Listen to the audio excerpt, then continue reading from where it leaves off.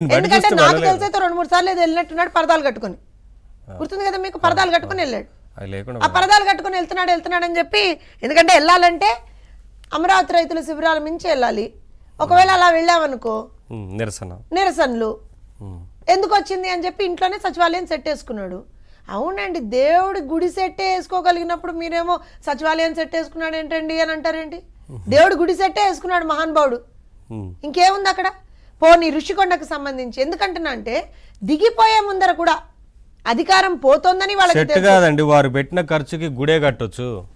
నేనేమంటున్నా అంటే, అధికారం దిగిపోతున్నామని తెలిసి కూడా ఋషికొండలో ఎన్ని వందల కోట్లు పెట్టి ఇల్లు కట్టాడు చెప్పండి నాకు.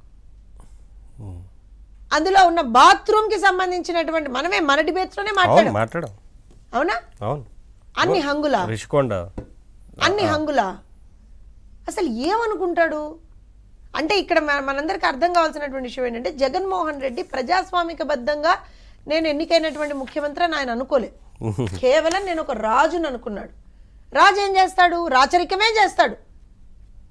అతని నుంచి పాలన ఎక్స్పెక్ట్ చేయడం, అది కూడా ప్రజాస్వామిక పాలన ఎక్స్పెక్ట్ చేయడం అనేటువంటిది మనం చేసిన తప్పు.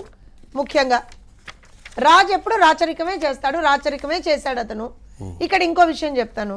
ఇవాళ నేను ఇది ఎందుకో ఇది కోట్ చేశానంటే, నవీన్ గారు, నిజంగా మాకు చాలా చాలా చాలా ఇబ్బందికరమైనటువంటి పరిస్థితి తెలుగుదేశం పార్టీ శ్రేణులుగా, తెలుగుదేశం పార్టీ అభిమానులుగా, తెలుగుదేశం పార్టీ కార్యకర్తలుగా, తెలుగుదేశం పార్టీ నాయకులుగా ప్రతి ఒక్కళ్ళు ఎదుర్కొన్నటువంటి ఒక సందర్భం ఉందండి.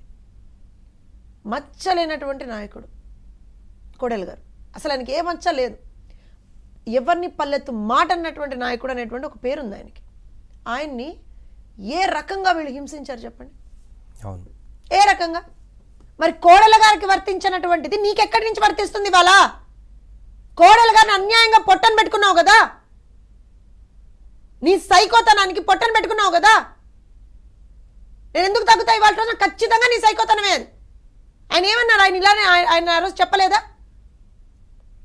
ప్రభుత్వంలో ఉన్నప్పుడు ఏవైతే కొద్దో గొప్ప బెనిఫిట్స్ ఏవైతే వచ్చాయో వాటికి సంబంధించి నేను అన్ని రిటర్న్ తీసుకోమని చెప్పి రాశాను లెటర్ అని చెప్పాడా చెప్పలేదా? మరి ఎందుకు ఆయన మీద ఆ రకమైనటువంటి ఒక ఎంత దుర్మార్గమైనటువంటి ప్రచారం తెలుసా? ఇవాళ మేము అసలు ఏమి అనలేదు. ఇంకా నువ్వు చేసిన తప్పని పెట్టాం బయట.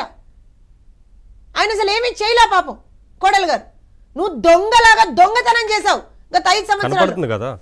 ఆ దొంగతనాన్ని మేము బయట పెట్టాం, నిజం మాట్లాడాం మేము. దానికి నువ్వు నిస్సిగ్గుగా ఈ పదాలన్నీ నీకు సూట్ అవ్వమ్మా జగన్మోహన్ రెడ్డి, ఇది నీకు సూటుగా వదిలేసి.